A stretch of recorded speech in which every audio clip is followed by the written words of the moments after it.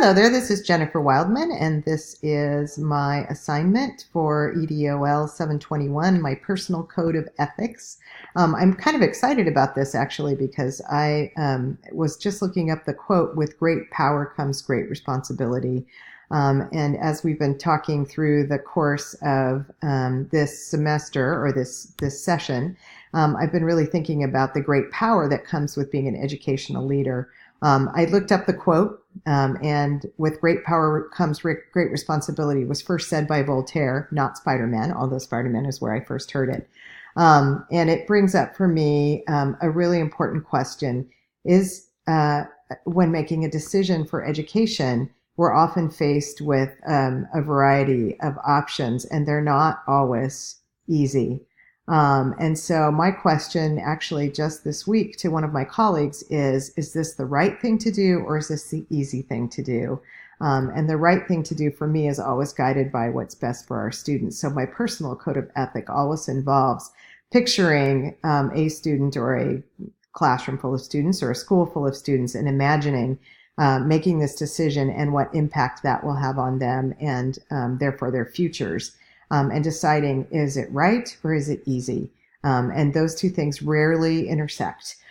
So I think schoolwork demands a really high moral compass because students are citizens that don't have a voice. And so educators have to be their voice. We must be the voice of our students. So we have to go beyond what's important to us and what makes our lives easier. We have to go beyond test scores.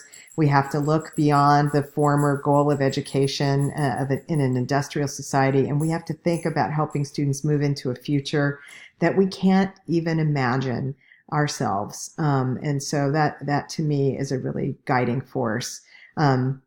We can do that through evaluation and reflecting on how we make decisions to develop decisions that are intrinsically right and morally right. Education can make people care, and we can use our enormous power, this power that's been given to us to hold these students to know more, to care more, and eventually to make the world a better place. I was struck by one of the TED Talks. One of the people on one of the TED Talks said, "We can't make ethical compromises just for a good reason." Truth is really important in education. Education is about truth. So we have an obligation to make thoughtful decisions. If we're going to realize the best in ourselves, if we're going to realize the best in our students, we must first recognize the best in ourselves. Barry Schwartz, TED Talk, made a really big impact on me. He said we have an obligation to be flexible in our leadership and to see individuals and individual situations and make decisions based on what's in front of us rather than just what's in our head or in our hearts.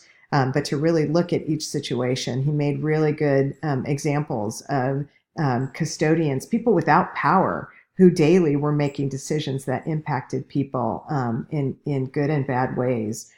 So we have a responsibility to lead with our decisions. In Ethics for the Real World, Harvard and Cover talked about the steps to master the art of ethical decision making. And I think that these also apply to education. So we have to first identify potential compromises. In education, it's really easy for us to just look at the adults and not to look at kids. For me, the adults are where we lose track, and we often make compromises based on what adults want. And I think we need to focus on students. We need to apply distinctions to clarify ethical thinking. So a distinction might be, while this is hard for the adults, how can we make it as easy as possible on the adults so we can positively influence students? Another step is to commit in advance to ethical principles. And this is pretty easy with kids. It's pretty easy to commit to be ethical. But it is hard sometimes in the moment because some of our decisions involve a considerable amount of work and time and effort. And finally, generate creative alternatives to resolve dilemmas. So I think that's one of my strengths, and my personal ethics include developing creative alternatives to solve problems and to encourage people to move beyond their own personal good into the moral and ethical space that they can be to lead students into the future. So that's it. That's my personal code of ethics and my journal entry number 5. Hope you have a great day. Bye.